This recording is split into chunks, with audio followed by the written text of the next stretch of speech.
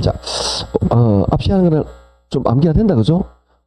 아까 첫 시간에 이야기했듯이 이게 개론에 그런 말을 제가 굉장히 많이 들어요.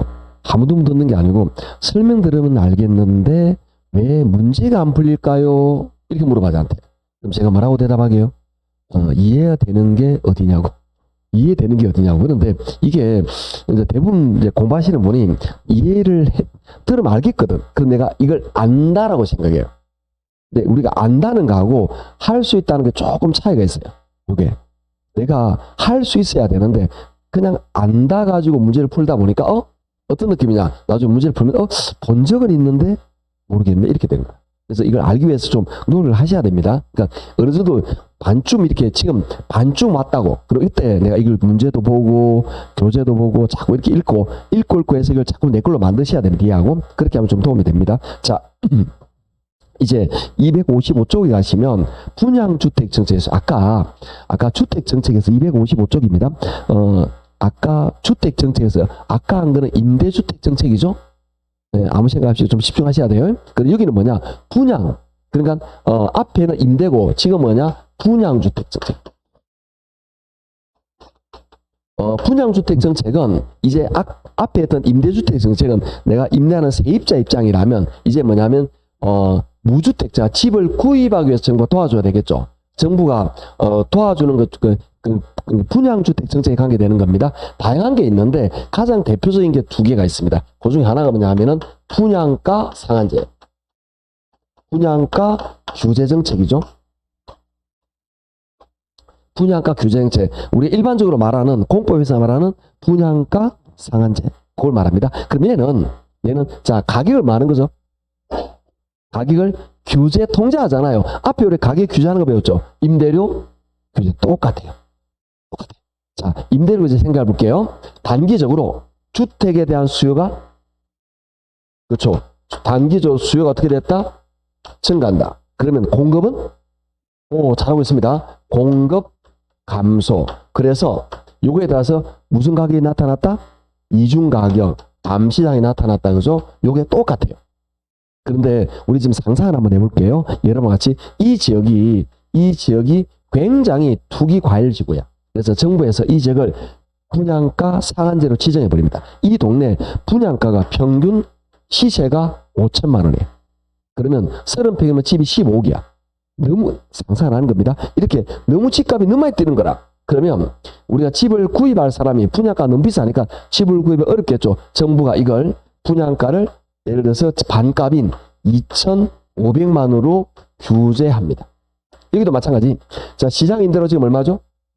시장 분양가 5천만 원이죠. 이걸 높게 규제할 수 있고 낮게 규제할 수 있는 거죠. 높게 규제하면 아무 일이 없다. 낮게 규제하면 효과가 있다. 낮게 규제하면 2,500으로 규제한다고 생각해 봅시다. 그러면 이 동네 자 수요자 세입자, 우리 분양 받을 사람, 우리 그 집을 살 사람, 수요자 입장에서 한번 생각해 봅시다. 수요자 입장에서는 여기 딱 분양만 받으면 떼돈 버는 거죠. 로또는 마찬가지잖아요, 이건. 그래서 분양받기 위해서 노력을 많이 할 건데 집은 부족하겠죠?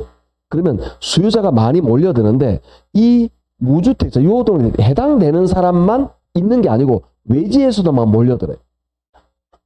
그래서 심지어는 이 서류를 조작해서라도 들어옵니다. 서류를 조작해서. 왜? 시초 차이 크니까. 그래서 예를 들어서 특별 분양에 예를 들어서 자녀 임신 상태라든지 이런 게 있으면 가능하다. 그러면 이걸 조작해서 들어오기도 막 해요. 실제 그런 사례 있습니다. 왜? 그럼 위법 아니냐? 위법이긴 한데 분양받으면 차액이 크니까. 너무 크잖아요. 거의 이거 당첨받는 순간 그냥 로또하고 똑같아요. 최소 7, 8억이에요. 시세차익 계속 감안하면 10억이에요. 로또보다 더 나을 수도 있다는 거죠. 이해하시겠죠? 그러다 보니까 서류를 조작해서 들어오는 그런 사례는 굉장히 많아. 즉 수요가 증가하는데 어떤 수요가 증가하느냐? 투기 수요가 증가해요. 살짝 다르다, 그죠? 자, 그러면 이거는 수요자 입장에서, 공급 입장에서 볼게요. 공급 입장에서 자 시세가 얼마인데? 5천인데 정부가 2,500에 분양하래요. 그러면 나는 지금 집을 지어서 분양해요. 5년 있다 지어요. 정권 바뀌면. 그렇지 않을까? 지금 집을 안 지어요. 무슨 집을 안 짓느냐? 신규 주택을 안 지어요. 왜? 신규 주택 안 짓는 이유는 이러니까. 그럼 선생님, 아까 임대료는 모든 주택을 적용할 수 있는데 분양주택 정책은 분양주택만 적용을 해요. 아시겠죠? 그러니까 이거는 신규만 줄어든다는 거죠. 아시겠죠? 그러면 자 생각해 봅시다. 요 동네 주택에 대한 수요 어떻게 됐다? 증가했습니다. 근데 집은 공급이 안 되죠. 그러니까 어떻게 되겠죠? 재고주택이 올라가겠죠. 아시겠죠? 그러면 다행히 몇 개 분양한 요게 들어간 사람은 괜찮지만 분양받지 못한 대다수의 무주택자는 오른 집값에 고통을 받겠네? 그렇게 되는 거예요. 그래서 이것도 실패. 왜? 그래서 이게 그 작년에 그 감정평가서 문제 이렇게 나온 적이 있습니다. 이게 실패인데 요걸 보완책이 뭐가 있느냐? 결론은 하나예요. 공급 대책을 같이 하면 돼. 지금 뭐냐? 공급이 안 되니까 문제 생겼잖아요. 그래서 이걸 하면서 공급자에게 혜택을 줘야 됩니다. 대신에 공급자에게 혜택을 준다든지 공급을 할 수 있는 방법을 만들어야 돼. 그러면 효과가 있는데 이게 쉽지가 않다라는 겁니다. 공급자들이 마진 없이 만들어지지 않는다는 거죠. 요렇게 딱 여기까지 가볍게 봅니다. 너무 간단하죠. 요거는 뭐냐? 분양가 규제냐 아니면 임대료 규제가 똑같다라고 생각하시면 돼요. 아셨죠? 그래서 똑같습니다. 수요 증가 공급 보면서 똑같죠? 그래서 그렇게 보시면 됩니다. 차이점만 살짝 보면 되는 거죠. 자, 255쪽에 분양가 상한제 밑줄. 미연 끝에 시장 규정 가격 이하로 규제하는 것을 말한다. 밑줄. 시장 규정 가격 이하로 규제할 때 효과가 있다. 높게 규제하면 효과가 없다. 이거죠. 동그라미 2번 기억. 두 번째 줄 밑줄입니다. 투기족 수요가 증가한다. 밑줄. 요거죠. 투기 수요가 증가한다. 그 다음에 미연 끝에 신규주택 공급이 감소한다. 밑줄. 요거죠. 신규 공급이 감소한다. 그래서 T끝 두 번째 줄에 재고주택 가격을 상승시킨다. 밑줄. 그게 요거죠. 재고주택 가격을 상승시킨다. 요런 이야기입니다. 그 다음 리얼. 프리미엄 형성된다. 그게 암시장입니다. 이중가격. 피해가 붙는다 말이죠. 암시장 이런 것들이 붙는다. 참고적으로 가볍게 아시면 되는 그런 내용입니다. 이렇게 해서 가볍게 분양가 규제를 배웠고요. 자, 가볍게 넘어갑시다. 우리는 뭐냐? 256쪽에 이제 분양가 규제에 있으면 분양가 자유라도 있어요. 대부분의 서울 수도권의 일부 지역을 제외하고는 우리나라 전부 다 분양가 자유랍니다. 그러니까 알아서 시장에서 수요 공급해서 알아서 공급해라 이런 이야기죠. 그러면 이 동네 만약에 안동 지역에 사람들 인구가 늘어나면 이 동네 주택에 대한 주택 공급이 어떻게 될까요? 증가하겠죠. 그래서 분양가 자유라면 일반적으로 공급이 증가하게 됩니다. 공급 증가다라고 보시면 됩니다. 그래서 가볍게 가로 이번에 분양가 자율화 정책 밑줄 대부분의 지역이다라고 생각하시면 됩니다. 동그라미 1번 밑에 밑줄 긋습니다. 정부가 사적 시장의 가격 규제를 풀고 자율화함으로써 시장기구의 가격이 결정되라는 기능을 말한다. 그래서 자율적으로 결정되니까 공급이 증가하게 됩니다. 어떻게 되느냐? 미연 신규 주택 공급이 확대되고 밑줄 공급이 증가하게 된다 이런 이야기입니다. 뭐냐? 단점이 있어요. 리얼 밑줄이었습니다. 대형주택 위주의 공급이 확대될 가능성이 높아져. 그래서 왜 그러냐면은 공급이 증가하는데 대형 위주로 증가한다는 거죠. 우리가 지금 실제로 많이 느낄 거예요. 안동도 마찬가지일 겁니다. 여러분이 한 10년 전에 아파트 모델하우스 한 번씩 가보고 그러지 않나요? 저도 한 번씩 가봅니다. 내가 가고 싶어서 가는 게 아니고 채 씨가 가자 그러면 할 수 없이 따라갑니다. 따라가다 보면은 다양하게 이제 처음에는 왜 따라가는지 이유를 몰랐어요. 나중에 알았죠. 사은품 하나 더 받으려고. 아무래도 그런 거밖에 없어. 내가 그냥 방치했다가 사은품 안 받으면 혼내고 막 그러다. 하여튼 그런 느낌인데 여하튼 그때는 한 10년 전에는 저도 돌잖아요. 그러면 22평, 4평 이런 제법 있었어요. 요즘 그런 거 눈을 찍고 봐도 없습니다. 전부 다 30평.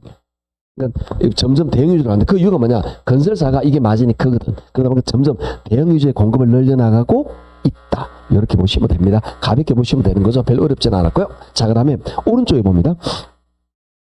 선분양, 후분양. 얘는 포인트만 딱 잡을 겁니다. 그래서 첫째, 선분양제도. 자, 우리나라는 결론부터 말하면 현재 우리나라는 선분양입니다. 대분양이 선분양인데 선분양이 어떤 구조인지 한번 이해를 해볼게요. 전부 다 외우려면 힘들어서 안 돼요. 포인트만 딱 잡으면 됩니다. 자, 선분양은 공급자를 위한 제도예요. 어떤 구조인지 볼게요. 이 지역에 이 지역에 아파트를 건설하려고 하잖아요. 그러면 이 지역에 모델하우스를 세웁니다. 알겠죠? 모델하우스를 보고 그러면 우리는 모델하우스를 보고 우리는 뭐라 하느냐? 계약을 합니다. 그죠? 모델하우스 보고 그러면은 우리는 계약하고 그럼 이때부터 수요자인 수요자는 계속 계약금, 중도금을 계속 납부하겠죠? 그죠? 그러면 건설사는 수요자들이 낸 자금, 이 자금으로 이 건설회사는 건설하겠죠? 이해하시겠죠? 그러면 건설사의 그 금전, 자금 부담, 이자 부담이 줄겠죠. 그렇게 해서 쭉 돼서 나중에 이렇게 완공이 됩니다. 완공되면 최종 잔금 치고 계약 넘겨주고 끝. 그러면 왜 이게 공급자 위주가 되느냐라는 거죠. 이게 공급자가 자기가 아닌 수요자의 자금으로 건축을 했잖아. 이해하시겠죠? 수요자의 자금으로 건축했잖아. 그러다 보니까 이 돈의 대부분은 사실은 우리가 건설 자금을 중간에 주고 있는 거라. 이 돈으로 건설했고요. 단점은 또 어떤 단점이 있느냐 하면 왜 공급자 위주냐면 수요자의 자금을 했는데 우리는 내가 모델하우스 볼 때와 요게 달라질 수가 있어요. 그러니까 처음에 모델하우스는 정말 예쁘게 지었는데 실제가 마감 자재 보면 엉망이야. 이런 건 대표적인 게 뭐냐? 하자 보수. 대표적인 문제. 그건 수요자가 이 하자 문제가 나타난다는 거죠. 그럼 이 사람은 팔고 그치지만 사는 사람은 여기에다가 몇십 년을 살아야 되잖아. 몇십 년 동안 살 때 집에 물이 줄줄 새는 몇십 년 동안? 우리 집 보면 작은 불펜입니다. 어찌 보면 화장실 좀 이상해. 그 화장실 벽면 갈라짐 때문에 30년 동안 쳐다봐야 된다고 그걸. 이런 문제, 즉 하자보수 문제, 즉 수요자의 자금으로 건설했는데 하자보수 문제를 또 안고 되고요. 요즘은 많이 없지만 옛날에는 중간에다가 건설회사 부도를 내버려. 그죠? 부도 내고 그러면 계약금, 중도금 절반 정도를 싹 하고 도망가 버리는 거라. 요즘은 많이 없습니다. 왜? 요즘은 보증보험을 하기 때문에 그런 경우 많이 없어요. 예전에는 그런 사례 매스컴 많이 있었다. 그죠? 그런 사례. 이런 위험도 존재할 수 있죠. 이게 뭐냐? 공급자 위주고 수요자에게 굉장히 불합리한 점이었다. 이렇게 이해하시면 됩니다. 느낌 아시겠죠? 자, 이거 반대 개념 보도록 할게요. 이제 뭐냐? 후분양 제도예요. 이 후분양 제도는 수요자 위주입니다. 수요자 위주의 정책이 되는데 요거는 미국 같은 경우는 요렇게 이루어지고 있습니다. 어떤 구조로 되느냐? 자, 상상을 합시다. 지금 여기에서 계약을 안 해요. 건설회사입니다. 건설회사가 자금을 동원해.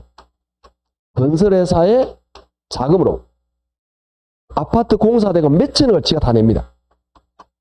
여러 가지 방법, 돈을 빌리든 땡겨내서 그렇게 해서 건물을 완공하는데 이론적으로는 80% 이상 완공되면 분양이 가능합니다. 아시겠죠? 80% 완공이 딱 됐습니다. 이때 보통 100% 완공이 됐다 합시다. 이때 계약을 합니다. 그럼 여러분은 쇼핑하듯이 집을 보고 완공된 집을 보면서 꼼꼼하게 확인하고 마음에 들어 집값 10억 주고 받고 계약 끝. 이런 구조. 요게 후분양 제도입니다. 그러면 요거는 수요자 위주가 되는데 왜냐하면 건설회사가 자금을 부담했죠. 그리고 하자 보수가 없겠죠. 왜? 내가 실제로 두드려 보고 하는 거니까. 모델하우스 보고 하는 거 아니니까. 이해하시겠죠? 요런 구조로. 그리고 우리가 부동산 건설은 시간이 많이 걸리죠. 시간이 많이 걸린다는 말은 자, 우리가 2년 전에 착공했어요. 그러면 지금 건설사들은 착공된 부동산이 완공되는 것도 중요하지만 완공돼도 분양될지 안 될지 스트레스 받지 않을까? 이걸 우리 시장 위험이라고 말합니다. 즉 부동산을 개발할 때는 시장 위험이 있는데 요거는 시장 위험도 공급자가 부담해요. 왜 그러냐? 자, 여기서 착공했습니다. 경기 좋았을 때 하다가 요쯤에서 경기가 안 좋아. 이 경기 안 좋은 걸 때려칠까 말까 고민하지 않을까? 건설사가 이런 문제가 있다라는 거죠. 이런 문제. 이 위험도 건설사가 부담해. 그래서 이거는 결론부터 말하면 선분양 제도는 이 모든 위험을 계약자인 우리가 부담해요. 그런데 후분양은 이걸 전부 다 건설사가 부담하니까 수요자의 유리한 정책이다 라고 보시면 됩니다. 그러면 그럼 알겠습니다. 요거는 우리는 항상 요게 좋겠네요. 자, 항상 세상이 그렇느냐? 이렇게 단편적으로 보면 안 돼요. 좀 생각하면 우리가 요거보다 요게 유리할 수도 있어요. 그 이유가 뭐냐? 첫째, 우리나라는 집값이 올라가요, 내려가요? 올라가죠. 그러면 여기 내가 계약할 때 평당 2천만 원이었다. 입주할 때 4년 지났습니다. 그래서 입주할 때 2,500이 됐다. 그럼 내가 올라간 500만 원 내놔야 되나요? 그거 누가 먹지? 내가 먹죠. 그죠? 우리나라 일반적으로 집값이 올라가는 현상이죠. 그래서 위치만 잘 찍으면 요게 괜찮을 수도 있걸렁. 이해하시겠죠? 그리고 돈도 좀 분산되는 그런 면도 있단 말이에요. 그러니까 결론적으로 뭐냐? 어떤 현상이 나타나냐? 즉, 이게 투기 수요가 나타나는데 이 투기 수요가 단점이에요, 단점. 근데 단점이지만 사실은 단점이 아니잖아. 그죠? 교재는 단점으로 표시합니다. 그렇지만 실제로 우리가 볼 때는 단점이 아닌가요? 요런 문제 있다라는 거. 그리고 여기는 어떤 단점이 있느냐 볼게요. 이 지금 단점 많은데 요건 어떤 단점이냐? 요거는 괜찮을 것 같은데 문제는 뭐냐면은 이거는 독과점의 문제가 있어요. 자, 건설회사가 중소건설회사가 이 몇천억의 자금을 조달해서 분양될지 안 될지 모르고 완공해서 고객을 기다린다? 불가능입니다. 중소건설회사는 그런 걸 견딜 수가 없어요. 얼마 전에 광주 쪽에서 그 현대건설에서 현대산업개발에서 부실 문제가 있었잖아요. 현대니까 집 걸고 새로 재. 보통 회사는 부도입니다. 어떻게 감당하려고 그걸? 몇천억을 투자하는데 다시 끝났습니다. 근데 현대산업개발이니까 그나마 대기업이니까 이미지를 생각해서 다른 지역에도 정말 많이 건설하고 있으니까 그걸 생각해서 걸고 몇천억을 손해보더라도 그게 미래에서 낫겠다 판단하는데 일반 중소기업은 100% 붙습니다. 그럴 수밖에 없는 구조가 된다는 거죠. 그러니까 이런 작은 건설회사는 건축을 할 수가 없어요. 기회가 없다는 거죠. 그 이유는 뭐냐? 이 막대한 자금 이걸 어떻게 감당할 건데? 어디서 빌려올 건데? 은행이 빌려주냐고? 몇 천억, 몇 조를 안 빌려줍니다. 작은 건설회사, 작은 지방의 건설회사 이런 것들 여기는 잘 모르는 저희 지역 같으면 느낌 뭐 좀 그런데 표현인데 한주 이런 느낌이 있어요. 그렇게 크지 않습니다. 지방에 있는 조그마한데 이런 것들이 대부분 한 동, 두 동짜리 많이죠. 이런 거 불가능합니다. 이제. 네. 여기서 모든 건설사람 자기가 부담해야 돼. 몇천억을. 그리고 분양하는 위험도 자기가 부담해야 돼. 분양 안 되면 어떡할래? 끝난 겁니다. 이거. 그런 것도 자기가 부담하니까 너무나 위험스럽다고. 지금은 경기 좋은지 바로 나타나는데 시장할 땐 경기 좋은데 나중에 경기 안 좋으면 다 짓고 분양 안 되는데 이런 위험도 자기 안고 가야 되는데 이런 문제. 그러다 보니까 중소건설회사는 대형의 하청업체로 들어가 버립니다. 결국 뭐냐? 이론적으로는 나중에 그 연구 결과가 나와 있습니다. 이렇게 분야했을 때 우리나라 건설회사 60%에서 70%가 부도난다라고 없어진다라고 연구 결과가 나온 적이 있어요. 그래서 대형업체 몇 개만 나와 있는 거라. 그러면 작은 건설회사는 하도급이 되니까 대형이 이제 독과점이 돼요. 독과점의 가격이 어떻게 할까? 올렸죠. 이런 문제가 나타날 수 있다라는 거죠. 간단하게 볼 겁니다. 자, 257쪽이죠. 선문양제도 밑줄 것이고 개념해 봅니다. 공급자 중심적 책밑줄. 공급자 중심적 책밑줄. 포인트만 딱 볼게요. 장점에 쭉 밑입니다. 주택 건설 활성화, 주택 공급 증가 밑줄. 그러니까 공급자 입장에서는 자기한테 유리하니까 막 짓는단 말이에요. 손해 안 보잖아. 딱 모델로서 떼어보고 분양되면 끝났잖아. 지키면 되는 거니까 공급이 많아집니다. 사실 우리나라 지금 주택 공급이에요. 공급 과잉이에요. 안동도 마찬가지일 겁니다. 공급 과잉의 가장 큰 원인은 이겁니다. 건설사는 막 지어도 손해를 안 보고 그 다음에 위치만 좀 잘 지으면 수요자는 약간의 마진을 볼 수 있거든. 그게 맞아 떨어지다 보니까 사실은 지금 공급 과잉인데 경기가 안 좋으니까 이게 꼬이고 있는 거예요. 아시겠죠? 그렇게 보시면 됩니다. 그 다음에 단점 뭡니다? 자, 밑줄 씁니다. 분양가에 대한 이자 비용을 소비자가 부담한다. 소비자의 건설 자금으로 건축된다라는 거죠. 그 다음 밑에 화살표 다음 봅니다. 주택 품질 저하. 이게 하자 보수 이야기합니다. 마지막에 분양권 전매를 통한 투기 과열. 단점인데 우리한테는 단점이 아니잖아. 그죠? 이게 공부니까 단점이라고 배우는 거지. 실제 우리 요거 때문에 막 이렇게 모델로서 다니고 있는 거잖아요. 안 다니면 곤란한데? 다니고 있을 거예요. 그 이유가 여기 있는 거예요, 사실. 그렇게 보시면 됩니다. 그러면 후분양 되면 투기수요 사라집니다.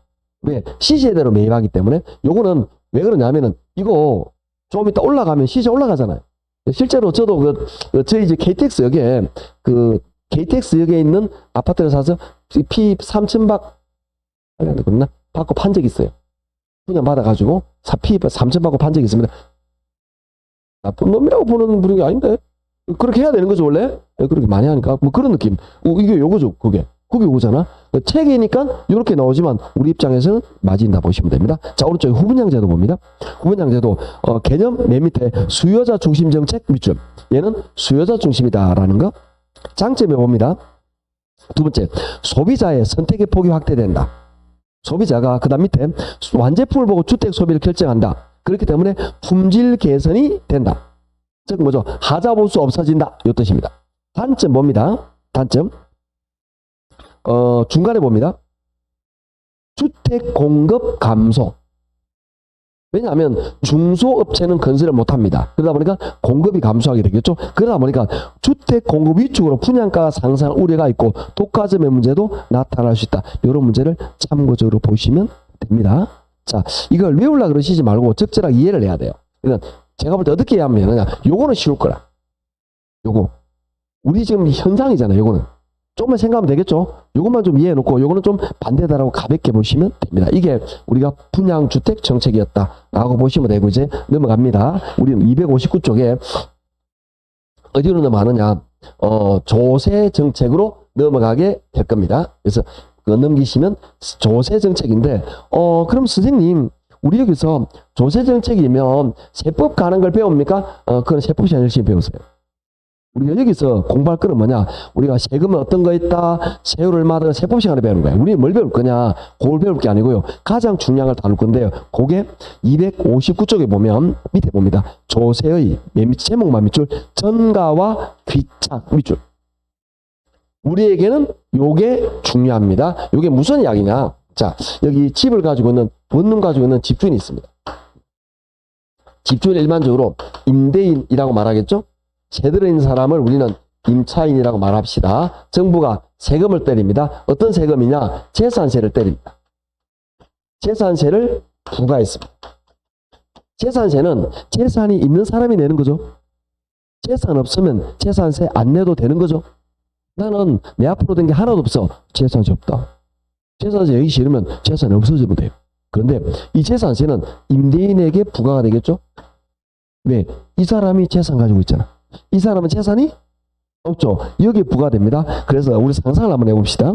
뭐냐면 재산세가 어떤 재산세가 100만 원이 부과가 됐어요. 그럼 임대인은 세금 나왔네? 세금 내야지. 그런 생각 안 합니다. 그렇게 생각 안 하고 어떻게 하지? 세금? 임대인 이렇게 세금도 오르고 물가도 오르고 공과금도 오르고 집세 올려야지 이렇게 생각합니다. 나쁜 사람 그런 생각하면 안 돼요. 자, 지금 우리는 도덕 시간이 아니고 경제적인 효과를 배우는 거예요. 경제적인 타당성을 배우는 거예요. 지극히 타당한 생각입니다. 그래서 임대인은 집세를 올려버려요. 집세 올린 만큼 임차인에게 집세가 전가가 되겠죠? 그럼 집세 받아가지고 세금 내는 거라. 이걸 우리 뭐라고 말하느냐? 조세의 전가라고 말합니다. 끊긴다라는 거죠. 이거는 지극히 당연하게 일반적으로 일어나는 현상입니다. 그래서 우리 예전에 몇 년 전에 그런 애가 많이 있었습니다. 집주인에게 집주인은 그 상상을 한번 해볼까요? 어떤 거냐면은 우리 여기에 여기 건물이 있는데 이 사거리에 어떤 건물이 하나 있다 봅시다. 건물이 5층짜리 건물인데 1층에 미용실이 있어요. 미용실에 있는 이 원장님이 머리도 잘하고 이뻐. 그런 느낌으로 이해하시면 됩니다. 이렇게 되는 상태에서 여기서 집주인이 임대료가 200만 원이었다. 위치가 좀 좋아가지고 이거 임대료를 세금 때문에 300으로 올렸어. 300으로? 자, 그러면 이 미용실 사장님은 이 300 올리는 게 뭐냐? 정부에서 세금을 때려버린 거예요. 세금을 때리는데 집주인은 그러면 세금 내기 싫죠. 그래서 이걸 300으로 이렇게 집세를 올려버린 거야. 그럼 이 집주인 이렇게 올렸을 때 이 미용실 사장님은 여기 투자된 게 인테리어 같은 게 투자하는 게 1억 가까이 투자가 됐어요. 인테리어 같은 게 옮기면 인테리어 새로 해야 되겠죠. 그냥 있어요, 옮겨요. 대부분 있습니다. 대부분 어쩔 수 없는 게 있는 거예요. 그러면 이런 경우 나타날 때 그러면 이 미용실 사장님은 정부가 이 재산 많은 사람의 세금을 때릴 때 이 사람은 누구 욕하죠? 정부 욕하는 거죠. 이런 놈의 자식들 세금 올려가지고 그걸 우리 임대료 올렸다고. 자, 무슨 말 하고 싶으냐 하면 정부가 요 사람이 미워서 세금을 때렸을까요? 아니겠죠. 이 사람이 재산이 많은 사람의 세금을 많이 때린 거예요. 그런데 여기에서 욕이 나오는 거예요. 여기에서. 이런 문제가 있다는 거죠. 왜 이런 문제가 나타날까라는 거에 대한 배경이라는 거죠. 이게. 그러니까 언제나 그런 거죠. 이 집주인은, 상상 하나 볼게요. 집주인은 임대를 올려도 됩니다. 왜? 이 사람은 건물 이거 말고 재산이나 예금이 몇백억, 몇십억 있어요. 이 사람은. 건물 이 정도 있으면 통장에 기본적으로 매달 몇십억 들어 있습니다. 그런 사람은 무수히 있습니다. 그리고 건물 이거 말고 다른 건물도 있어요. 그러니까 이거 채 나가도 눈도 끔찍 안 해. 이 사람은. 그런데 미용실 사장님은 요거 없으면 심각하죠. 그죠? 요거 없으면 예를 들어서 상상을 한번 해봅시다. 이혼하고 혼자 있는 거예요. 자녀 2명을 키우면서 그러면 이 미용실 문 닫았을 때 이 스트레스 받게 되는 거예요. 그러니까 이 사람은 울며 겨자 먹기로 이걸 받아들일 수밖에 없어. 그러니까 대부분의 이 재산 있는 사람들은 대부분 굉장히 여유가 많아요. 이거야말로 다른 게 돼. 그러니까 올려버리는 거지. 그런데 요 사람 입장에서 안 되는 이런 문제가 나타나게 된다. 그래서 대부분 세금을 때리면 정부 입장에서는 재산 많은 사람 재산을 낸 많은 사람이 세금을 때려서 이걸 회수해서 다른 데 좋은 데 쓰려고 세금을 때리는데 여기 때리면 여기서 곡소리가 나오는 거야. 여기서 우는 소리가 나오는 거지. 그게 어렵다. 이게 그러면 이걸 우리가 어떻게 배워요? 우리가 세법 시간에 배우는 세금은 이 세금은 뭐다? 누가 낸다? 몇 프로? 이걸 배우고 우리는 뭐냐? 요게 어떻게 경제적으로 나타나느냐? 이걸 배운다는 거예요. 우리는 좀 포인트가 다릅니다. 그래서 오늘 주제는 요거, 즉 조세의 전가라는 거죠. 그러면 예를 들어서 100만 원의 세금이 임대인에게 부과되면 이걸 전가를 시키게 될 건데 전부 다는 못하고 80만 원만 임차인에게 전가합니다. 그러면 최종적으로 80만 원을 전가하게 되면 임대인은 최종적으로 20만 원 내고 임차인은 최종적으로 80만 원 내게 되겠죠. 그럼 20만 원은 임대인에게 귀착되고 80만 원은 임차인에게 귀착된다라고 말합니다. 그러면 여기서 귀착이라는 말은 전가의 결과가 되겠죠. 그래서 이걸 보통 붙여서 잘 써요. 조세의 전가와 귀착. 왜? 비슷한 개념이다라고 보는 거죠. 이렇게 많이 한다라는 거죠. 그런데 우리는 여기서 중요한 걸 배우게 될 겁니다. 어떻게? 항상 전가가 되고 귀착이 되는 건 맞지만 이게 탄력성에 따라서 좀 달라져요. 자, 상상을 한번 해볼게요. 자, 어떻게 상상할 거냐? 임차인 입장에서 이 동네 이렇게 빈집이 많아. 빈집이. 이사 갈 때가 많아. 이사 갈 때가 많으면 임차인이 선택의 폭이 크죠. 선택의 폭이 크다는 말은 탄력이다, 비탄력이다. 탄력입니다. 선택의 폭이 크다라는 말은 탄력적입니다. 탄력적이면 세금을 내는데 부과를 많이 해. 즉 80만 원을 부과해. 그럼 내가 어떻게 하죠? 이렇게 이사를 가버리겠죠. 그러면 집주인은 80만 원 모르고 20만 원만 땡기겠죠? 즉 이사 못 갈 만큼 조금 물리겠지. 그럼 나는 생각하겠죠. 이사 비용이 50만 원인데 임대료 20만 원밖에 안 올렸네? 그럼 그대로 있는다는 거지. 나 기분 나쁜 게다. 그런 말 하지 말고 경제적으로 판단한다니까. 아셨죠? 그럼 이사 비용 비교해서 고점이 뭐 세금도 올랐고 공감 올랐고만 한 20만 원 이렇게 넘어간다. 그러면 이럴 때는 20만 원밖에 올리지를 못해요. 이 임차인이 탄력적이니까 세금을 조금만 부담하죠. 자, 반대 경우 볼게요. 반대 어떤 거냐? 요 동네 이사 갈 만한 빈집이 없어요. 그러면 임차인이 선택 여지가 없죠. 이러면 죽어라 살아야 되겠죠. 선택이 없다. 이건 뭐냐? 비탄력이다. 그럴 때는 세금을 80만 원 넘겨받아도 더럽고 치사해도 살아야지. 길바닥 나앉기 싫으면. 그렇지 않을까? 그래서 이럴 때는 비탄력에는 조세 부담이 많다. 결론. 탄력성이고 탄력적 비탄력에 따라서 조세 부담이 달라지는데 따라합니다. 비탄력이 조세 부담이 크다. 외워야 됩니다. 비탄력이 조세 부담이 크다. 정확하게 외우셔야 합니다. 이걸 이해하셨죠? 그래서 비탄력적이면 조세 부담이 크다라는 게 가장 중요한 내용인데 그게 어디 나오느냐? 자, 넘겨볼게요. 그래서 260, 261 요거 두 바닥은 그냥 없애버려도 됩니다. 눈길도 주의 마세요. 어려우니까. 260 이쪽으로 넘어갑니다. 그 두 바닥이 요 지금 말할 거에 대한 이론적인 배경이에요. 근데 그 이론적인 배경은 언젠간 설명을 드리겠습니다. 262쪽 리얼 읽어주겠습니다. 수요가 탄력적일수록 수요자 부담은 작고 공급이 탄력적일수록 공급자 부담은 작다. 탄력일수록 부담이 작단 말이죠. 그 다음에 미연 봅니다. 수요가 비탄력일수록 수요자 부담은 크고 공급이 비탄력일수록 공급자 부담은 커진다. 자, 비탄력일수록 부담이 커진단 말이죠. 수요나 공급이나 따라합니다. 다시 외워야 됩니다. 이거 따라합니다. 비탄력이 조세 부담이 크다. 다시 비탄력이 조세 부담이 크다. 자, 예를 들어 드릴게요. 어떤 개념인지. 요게 이렇게 수요의 탄력성이 0.6이고 공급의 탄력성이 1.2예요. 그러면 세금을 부과하면 수요자 부담이 많아요? 공급자 부담이 많아요? 이땐 수요가 비탄력이죠? 수요자 부담이 많다. 이렇게 됩니다. 아셨나요? 자, 그 다음에 이렇게 나와요, 문제가. 그 다음에 수요가 탄력적이고 공급이 비탄력입니다. 세금 부담하면 누가 부담 많이 해요? 공급자. 이걸 명확하게 암기해 놓으셔야 된다. 이런 게 숱하게 지문에 나온다라고 보시면 됩니다. 지금 말하는 거 뭐냐? 그래서 결국 뭐냐? 정부가 세금을 부과하게 되면 수요, 공급의 탄력성에 따라 달라지는데 비탄력적인 사람의 부담이 더 많아진다. 이걸 외우라는 겁니다. 됐죠? 자, 그 다음에 263쪽으로 언제가 다음에 설명드릴게요. 넘어갑니다. 264쪽에 보시면 요거는 요거 한번 저번 순환에 한번 다뤘죠?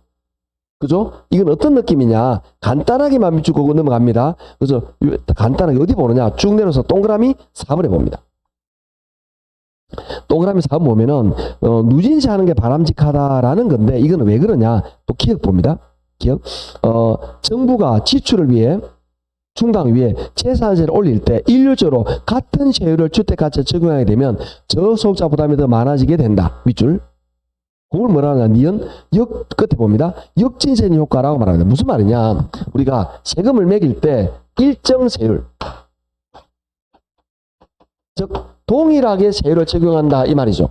똑같이 세율을 적용해요. 그러면 이렇게 하면 저소득자가 부담이 더 많아진다 이 말이에요. 저소득자 부담이 커진다라는 거죠. 이걸 우리 뭐라고 말하냐 하면은 역진세적인 효과라고 말합니다. 그래서 어떻게 하느냐? B건 밑줄 긋습니다. 재산세를 누진세로 부과한다. 그래서 이렇게 안 하고 어떻게 부과하느냐? 누진세를 부과합니다. 밑줄. 누진세를 부과하는 것이 저소득자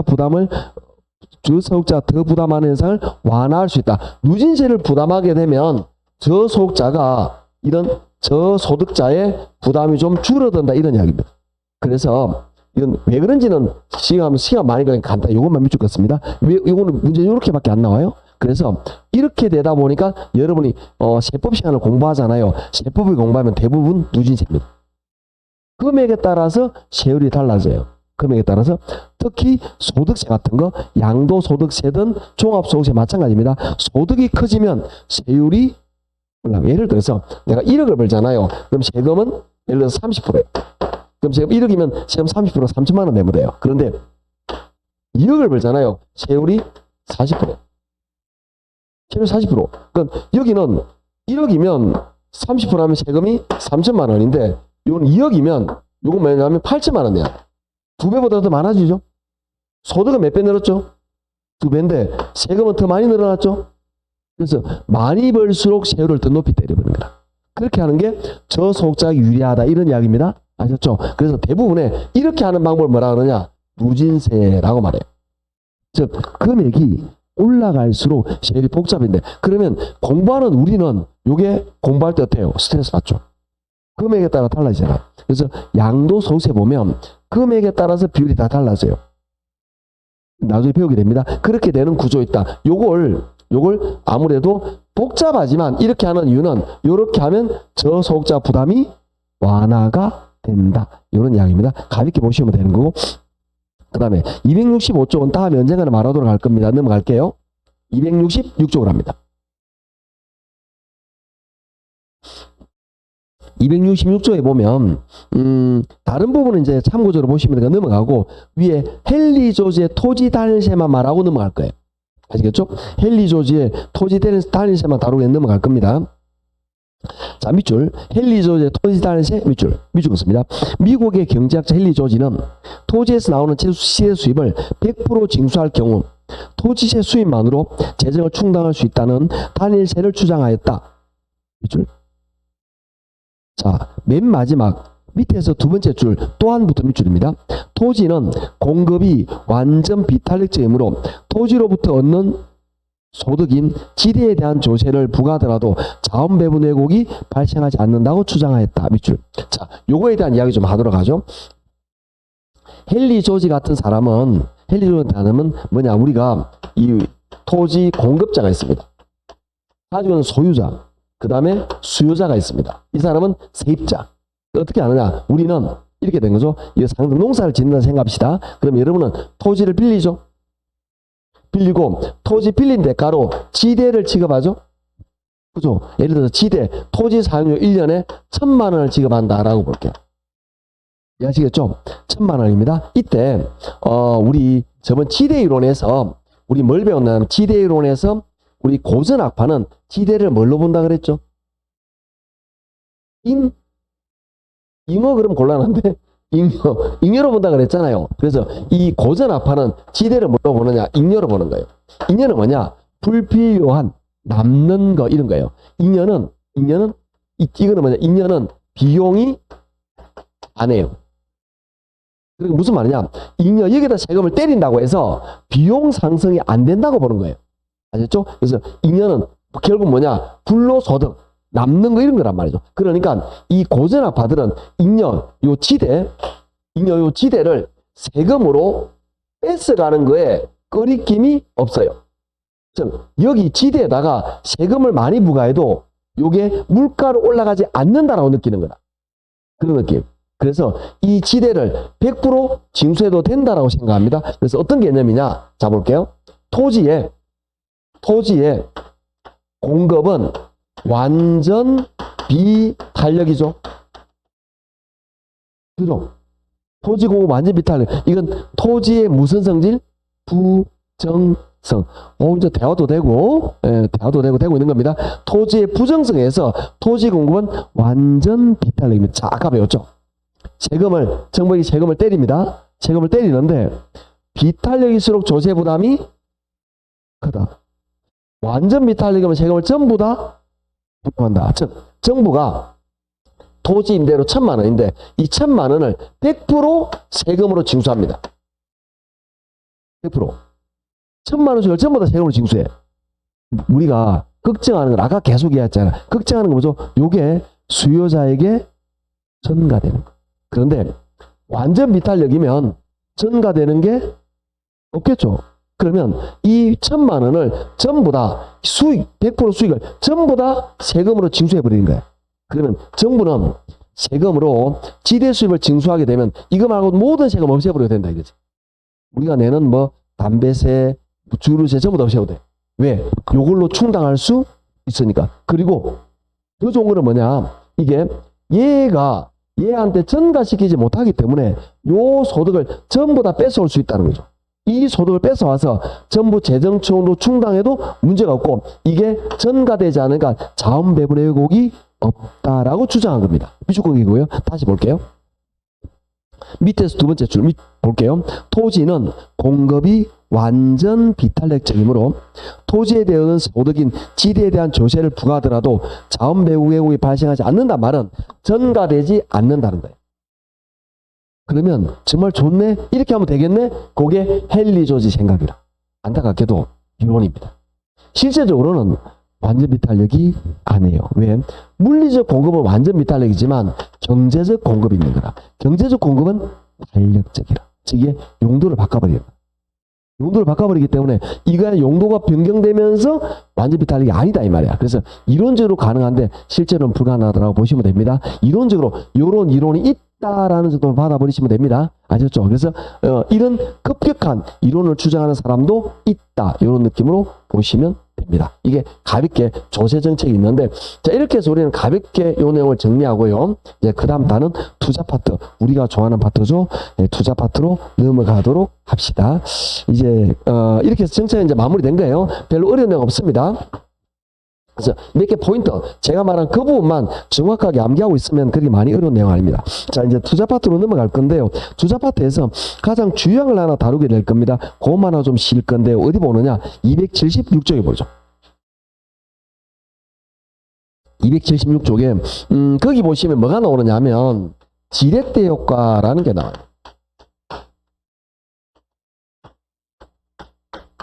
지렛대 효과라는 게 나오는데, 그럼 지렛대 효과가 뭐냐 이런 이야기죠. 지렛대 효과. 얘는 우리 교재에 있는 예를 가지고 지금 말을 한번 만들어 볼 겁니다. 교재 보시면 어떤 거냐. 자, 니은해 볼게요. 메뉴에 니은해 봅니다. 예를 들어 10억을 투자하면 2억의 수익이 생기는 사업이 있다라고 하자. 자, 이걸 상상을 한번 해봅시다. 우리가 여러분이 이렇게 해서 어떤 부동산에 10억이라는 돈을 투자해요. 그러면 1년에 수익이 2억이 나온다. 이렇게. 그러면 이걸 보면서 우리는 수익률을 한번 계산해 볼까요? 투자 금액이 얼마라고요? 10억입니다. 수익이 얼마 나오죠? 2억. 이렇게 나누면 요 수익률이 몇 프로냐? 20%. 요걸 우리는 뭐냐? 종합 수익률 이렇게 말합니다. 요걸 종합 수익률 또는 총 투자 수익률 이렇게 말합니다. 그냥 쉽게 말해서 총 투자 수익률 이렇게 이야기할게요. 즉 쉽게 말하면 여기 투자하면 수익률이 몇 프로다? 20%예요. 오, 괜찮네. 자, 그런데 수익을 높일 방법이 있습니다. 지렛대 효과는 수익을 높이는 방법이에요. 뭘 써서? 내가 대출을 써가지고 내 수익률을 높이는 방법이에요. 그런데 현재, 자, 밑에 보시면 현재 은행의 대출금리 이자율이 10%입니다. 은행의 이자율이 현재 몇 프로냐면 10%입니다. 그러면 나는 어떤 상상을 하느냐? 이런 거죠. 자, 그냥 투자하면 수익이 몇 프로죠? 10%예요. 20%예요. 20% 먹으면 되는데 은행 금리가 몇 프로죠? 10%. 그럼 내가 은행 돈을 땡겨가지고 여기 투자하면 내 수익은 20%보다 더 커져요. 이렇게 돼요. 이걸 노린다라는 겁니다. 그래서 여기서 이걸 우리 뭐라고 말하느냐 하면은 일반적으로 많이 사용하는 갭 투자예요. 이 갭을 내가 먹는 거다. 이 차이를 내가 먹는다 이런 이야기입니다. 이게 일반적으로 부동산 투자 많이 하고 있는 갭 투자. 갭 투자는 부동산 수익으로 놓고 금리가 낮으면 효과적입니다. 지금같이 금리가 올라가면 상상하면 달라지겠죠. 이런 내용인데 이때 약간의 용어가 나온다라는 거죠. 어떤 용어가 나오냐? 이 이자율을 우리 뭐라고 교재에서는 뭐라 하냐면은 차입 이자율 이렇게 말합니다. 이걸 차입 이자율이라고 교재에서 말하는데 자 따라할게요. 차입 이자율. 그런데 이거는 결국 뭐냐? 이 은행에 돈을 빌린 돈인데 빌린 돈이라는 말은 저 타인 자본이란 말이에요. 이렇게 말하기도 하고 이걸 타인 자본 수익률 이렇게 말하기도 합니다. 따라할게요. 타인 자본 수익률. 같은 말이면 쉽게 말해서 빌린 돈의 이자율. 그리고 이거는 부동산의 총투자 수익률. 이거는 뭐냐? 내 수익률이 자기 자본 수익률이에요. 자 따라할까요? 자기 자본 수익률. 자기 자본을 다른 말로 뭐라 그러냐? 지분이라 그럽니다. 따라할게요. 지분 수익률. 이렇게 말을 합니다. 그럼 여기서 아주 간단하게 생각하시면 됩니다. 이 부동산에 투자하면 20% 수익이 나타난다. 은행의 이자율은 10%다. 이때 나는 요 이자율이 낮을 때 이 은행 낮은 이자를 통해서 내 부동산에 투자하면 내 수익, 내 지분 수익이 정대된다. 이런 이야기입니다. 이해하시겠죠? 정대된다라는 걸 보시면 되는데 그러면 이 문제에서 볼게요. 이 문제 니은해 봅니다. 이 사업은 4억은 지분으로 사고 6억은 이자율 10%로 부채를 했다. 즉 무슨 말이냐? 이 부동산에 투자하는데 이게 이 부동산 10억짜리인데 10억을 전액 투자하면 내 수익이 몇 프로죠? 20%예요. 그런데 현재 난 이 돈을 어떻게 하느냐? 이 10억을 투자할 때 이렇게 한 거죠. 내 지분은 얼마라고요? 4억. 그 다음에 은행에 대출은 얼마라고요? 이렇게 한 거죠. 쉽게 말해서 내가 여러분이 원룸을 사요. 원룸이 10억짜리야. 내 돈으로 10억 주고 사면 수익률이 20%야. 그런데 내 돈 4억, 대출 얼마? 6억. 이렇게 하면 내 수익이 좀 정대가 되겠죠. 20%보다 커지겠죠. 이해하시겠나요? 이걸 우리 뭐라고 말하냐? 지렛대 효과인데 이런 경우는 지렛대를 잘 썼단 말이에요. 이럴 때 우리 뭐라고 말하냐? 이런 경우를 정의 지렛대라고 말합니다. 긍정의 지렛대. 그러면 정의 지렛대에서 얼마나 수익이 올라갔는지 계산 한번 해볼까요? 하기 시험을 한다 그랬죠? 한번 해봅시다. 자, 우리는 느낌을 잡으셔야 되는 어떤 거냐? 요걸 생각하시면 됩니다. 투자금 수익. 요거는 총투자 총수익이죠. 그런데 여기는 지분 수익으로 갈 거기 때문에 지분 투자 지분 수익 하면 됩니다. 그럼 지분 투자는 뭐냐? 내 지분 얼마냐면 4억이죠. 분모에 4억이 들어요. 지분 투자. 분자에는 총수익에서 이자를 빼면 내목, 지분 수익이 나오겠죠? 그렇게 계산하면 됩니다. 그러면 총수익 얼마냐? 총수익 2억이에요. 2억에서 은행의 대출을 빼면 됩니다. 빌린 돈 얼마죠? 6억 곱하기 은행 대출 이자율 몇 프로다? 10%, 0.1 요렇게 계산하시면 됩니다. 자, 그러면 다시 정리하죠. 어떤 개념이냐면 얘는 요거 똑같아요. 어떻게 되느냐? 이게 지분 투자이기 때문에 이 4억은 뭐냐? 지분 투자에 대한 분자에는 지분 수익이라. 총수익에서 이자를 빼면 지분 수익이 나오는 겁니다. 그래서 요게 뭐죠? 지분 수익이 나오는 거예요. 아시겠죠? 이렇게 계산하면 됩니다. 자, 그러면 요 놈은 6천만 원이잖아요. 2억에서 6천만 원 빼면 얼마죠? 1억 4천. 요걸 4로 나눕니다. 4억으로. 그럼 4, 3, 12. 그 다음에 20. 4, 5, 20. 몇 프로 되죠? 35% 이렇게 되겠죠? 그러면 내 여기 자기 자본수익 몇 프로냐? 35%가 됩니다. 자, 대출을 써서 그냥 투자하면 20%인데 대출을 써서 내 수익이 15% 증대됐죠. 이렇게 해서 대출을 써서 내 지분 투자 수익률을 증폭시키는 거, 이걸 지렛대과라고 말합니다. 이때 요 관계면 정의 지렛대가 되겠죠? 그런데 이렇게 해서 투자했는데 반대의 경우 나타날 수 있어요. 예를 들어서 부동산 투자 수익은 20% 그대로인데 은행 금리가 30% 뛰었어요. 이럴 수도 있겠죠? 이렇게 됩니다. 그럼 요런 방향이 이렇게 되겠죠.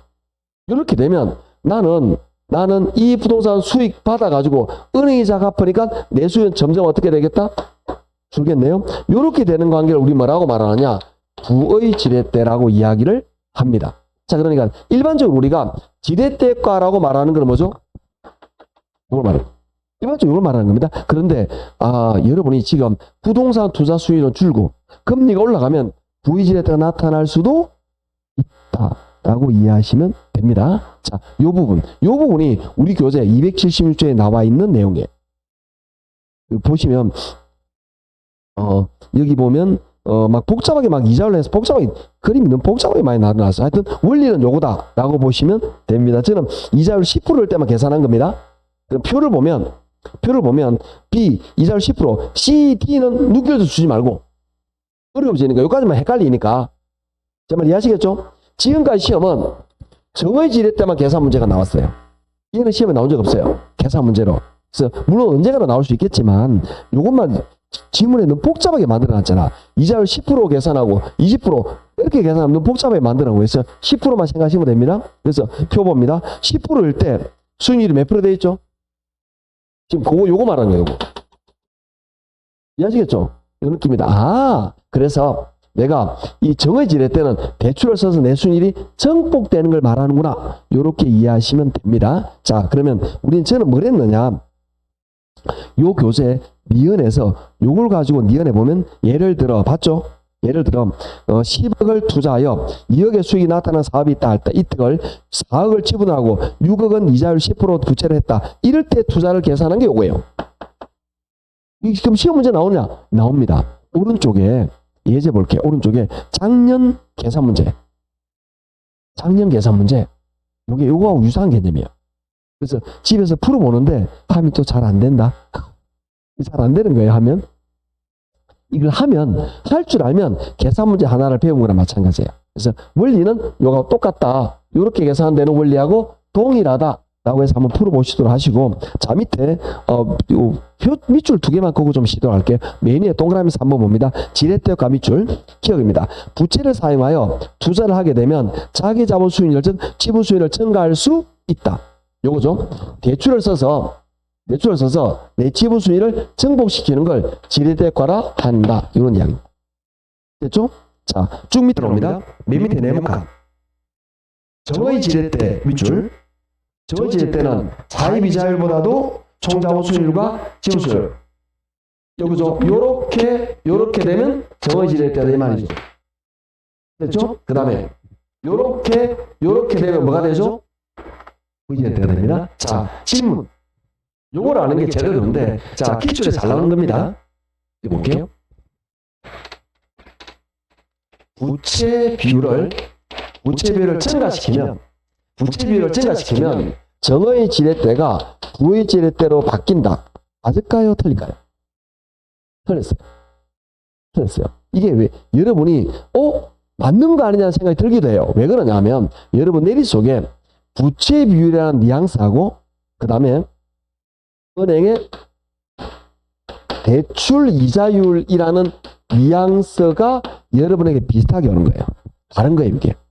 자, 대출 이자율이라는 거는 여기 금리가 10%에서 30% 올라갔죠? 금리, 요게 여기 있는 대출 이자율이에요. 그럼 부채 비율은 뭐냐? 요걸 말하는 거예요. 내가 지금 은행에 4억을, 6억을 빌렸죠? 7억, 8억, 9억. 이렇게 올리는 게 부채 비율 올라가는 거예요. 이 둘을 확인하게 구분해야 됩니다. 그런데 둘의 뉘앙스가 비슷하니까 여러분이 헷갈린다라는 거죠. 그럼 어떻게 알아야 되느냐? 이자율이 올라가면 이렇게 되는 거 맞아요. 자, 봅시다. 은행 금리가 10%에서 30% 뛰니까 정에서% 바뀌었죠? 그럼 이건 부채비율이 올라간다. 이거는 뭘 말하느냐? 지금 6억을 빌렸는데 이걸 8억으로 올렸어. 대출을. 그러면 지렛대가 더 그죠? 요거는 그걸 말하는 거예요. 구분하시겠습니까? 자, 이게 헷갈립니다. 헷갈리는데 뉘앙스가 비슷하기 때문에 많은 사람이 이게 헷갈려요. 그럼 뭘 알아야 되느냐? 우리는 요걸 알죠. 부채 비율이 커질수록 지렛대가는 커진다. 그죠? 금리가 변하면 요거는 바뀌는 거 맞아요. 근데 부채 비율, 대출 비율이 커지면 지렛대가가 커진다. 이렇게 아셔야 되는 거예요. 아셨죠? 요들 명확하게 구분하셔야 됩니다. 좀 쉬었다가 요 자세하게 주사 파트 넘어가도록 하죠. 좀 쉬죠.